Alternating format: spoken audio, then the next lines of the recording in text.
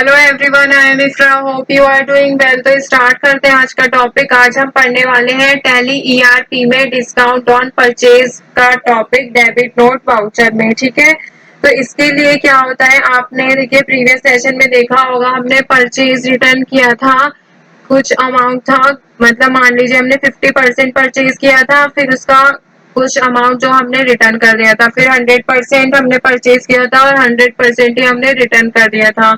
आज के सेशन में क्या देखने वाले हैं हम कि हम जब डिस्काउंट ऑन परचेज मिलता है हमें, तो उसका मतलब क्या होता है, कैसे उसकी एंट्री की जाती है।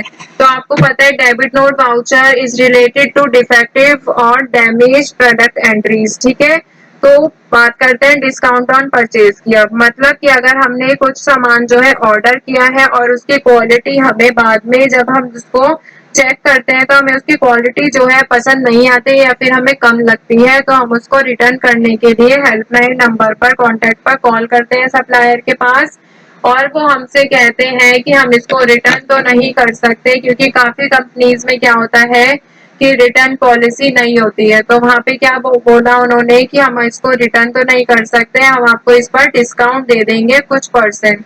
तो यहाँ पे देखिए उन्होंने डिस्काउंट के लिए खुद बात कही है, और जब कस्टमर जो है वो डिस्काउंट के लिए एग्री हो जाता है तब डिस्काउंट ऑन परचेज की जो एंट्री है वो की जाती है इसमें।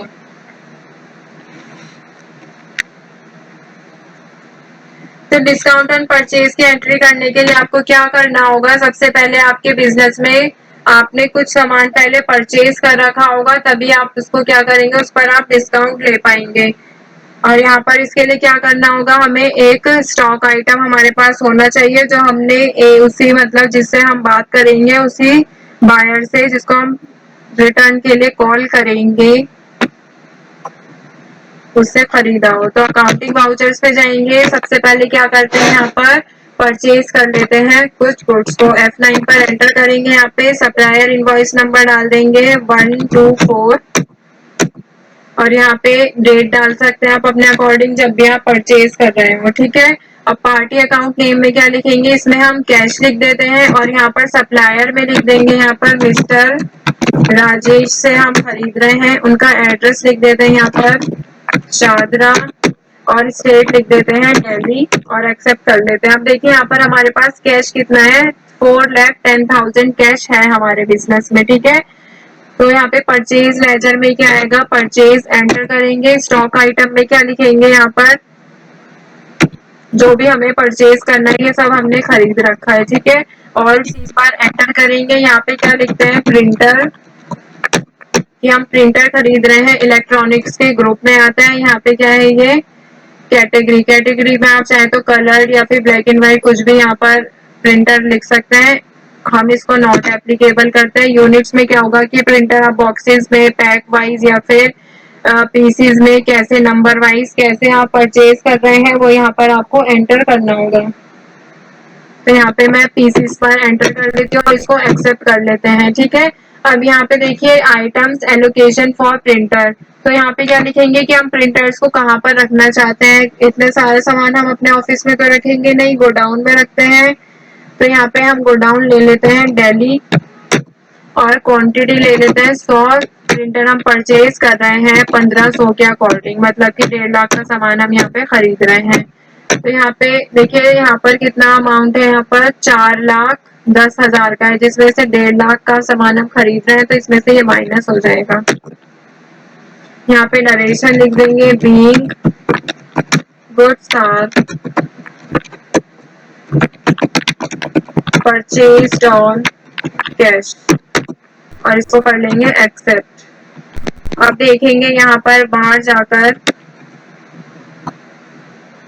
प्रॉफिट एंड लॉस में परचेज अकाउंट पर एंटर करेंगे, तो यहाँ पर आपको क्या दिख रहा है कि हमने 1.5 लाख का भी लास्ट एंट्री की है, जो हमने सामान खरीदा है कैश से खरीदा है सप्लायर का, हमने यहाँ पर 100 यूनिट्स खरीदी है प्रिंटर की, जिसमें से हम क्या चाहते हैं कि हमारा सामान जो है वो मान लीजिए हम बाद में देखते हैं और वो डिफेक्टिव निकलता है, तो हम इसको वापस करना चाह रहे हैं। तो यहाँ पर क्या होगा कि जो सप्लायर है सेलर है वो क्या कहेगा, हम इसको वापस नहीं करेंगे, हम इस पर आपको डिस्काउंट दे देंगे। तो वापस आते हैं यहाँ पर अकाउंटिंग वाउचर्स पे, अब डेबिट नोट वाउचर का ऑप्शन जो है आपको राइट हैंड साइड में F9 पर दिख रहा होगा। यहाँ पर F9 के नीचे 2 लाइन्स है। 2 लाइन्स का मतलब क्या होता है, कंट्रोल के साथ F9 को आपको प्रेस करना है और डेबिट नोट वाउचर जो है ओपन हो जाएगा। ठीक है, तो यहाँ से क्या करेंगे, अगर आपके में ये शो नहीं हो रहा है, फेडेड आ रहा है, तो आपको फंक्शनल कीज में से F11 पर एंटर करना है यहाँ पर। और इसमें जो इनवॉइसिंग वाली कैटेगरी है, इसमें यहाँ पर लिखेंगे use debit and credit note को यस करेंगे। Record debit note in invoice mode, आपको इसको भी इनवॉइस मोड में तभी आएगा, नहीं तो ये नहीं आएगा। इसको भी आपको यस करना है और कंट्रोल ए से कर देंगे सेव। अब यहाँ पे कंट्रोल के साथ F9 एंटर करेंगे तो देखिए डेबिट नोट वाउचर जो है ओपन हो गया है। तो मैंने आपसे जब परचेज कर रहे थे कहा था कि आपको सप्लायर इनवॉइस नंबर है उसको ध्यान से देखना होगा, वो आपको क्योंकि डेबिट नोट में भी लिखना होता है। तो हमने लिया था 124, सेम यहाँ पर लिखना होगा, नहीं तो ट्रांजेक्शन आपकी एंट्री गलत हो जाएगी। डेट लिखेंगे, जिस डेट को हमने परचेज किया था वही। यहाँ पे पार्टी अकाउंट नेम में लिख देंगे कैश, कैश के थ्रू हमने परचेज किया था। यहाँ पे बायर में सेम बायर का नेम लिखेंगे, क्या था, मिस्टर राजेश। एड्रेस क्या था उनका, शादरा।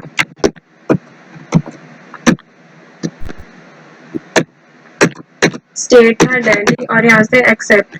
अब देखिए यहाँ पे कितना था हमारे पास, 4,10,000 था, उसमें से हमने 1.5 लाख का सामान खरीदा, तो हमारे पास कितना बचा है, यहाँ पर 2,60,000 अमाउंट बचा है।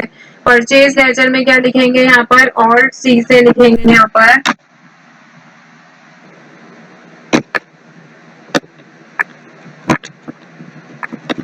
डिस्काउंट ऑन परचेज, क्योंकि अभी क्या कर रहे हैं हमने सप्लायर को कॉल की, उन्होंने कहा कि हम रिटर्न तो नहीं करेंगे, आपको डिस्काउंट दे देंगे। आप देखिए इसको कौन से ग्रुप में रखेंगे, परचेज से रिलेटेड है तो परचेज के ही ग्रुप में रखेंगे और सेव कर देंगे। अब यहाँ पे परचेज लेजर में क्या है, डिस्काउंट ऑन परचेज। ठीक है, यहाँ पे आइटम क्या खरीदा था अभी हमने, कीबोर्ड, तो कीबोर्ड के 100 पीस है, कहाँ पे रखे हैं, दिल्ली में। अब यहाँ पे क्या है, क्वांटिटी, कितनी क्वांटिटी, हम इसमें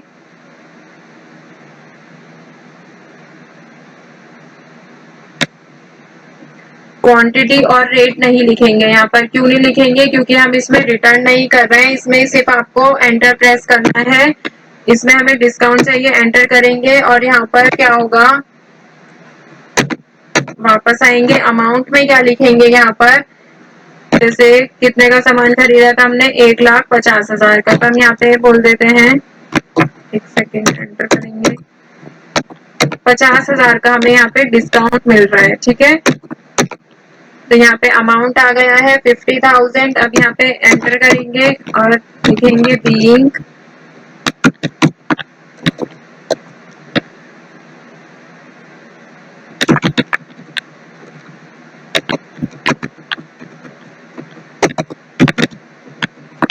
डिस्काउंट ऑन परचेज। ठीक है, बाकी आप अपने अकॉर्डिंग लिख देंगे और कंट्रोल ए से एक्सेप्ट किया, यहाँ पे सेव किया। बैलेंस शीट पर आएंगे वापस, तो यहाँ पे करंट एसेट्स में वापस जाएंगे। देखिए यहाँ पे कितना अमाउंट शो हो रहा था, अभी वो चेंज हो गया है, 2,60,000 था। 60,000 में 2,60,000 में 50,000 उसने डिस्काउंट दिया, तो हमारे पास 50,000 जो है वो वापस आ गया है। यहाँ पर 3,10,000 का अमाउंट यहाँ पर शो हो रहा है कि कैश हमारे पास इतना है।